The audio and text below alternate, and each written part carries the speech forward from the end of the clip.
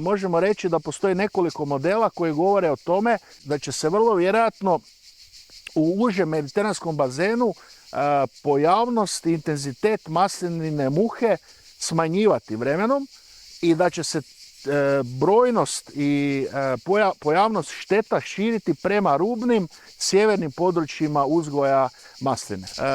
Dva su razloga za to. Prvi je taj što maslina muha ne podnosi visoke ljetne temperature, osobito ne podnosi visoke temperature i sušna razdoblja tijekom zriobe i u vrijeme dozrijevanja ploda masline.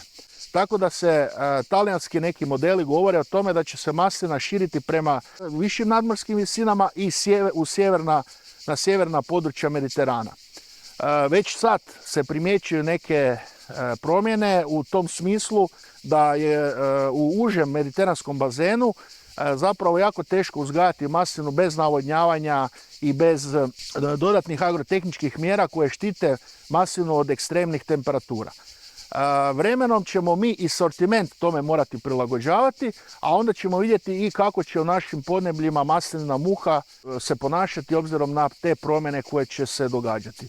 No, sigurno je da ćemo mi svakako još određeno vrijeme živjeti sa maslininom muhom i da će ona biti i dalje gospodarski značajan štetnik, ali da ćemo svjedočiti i nekim promjenama, vjerojatno da.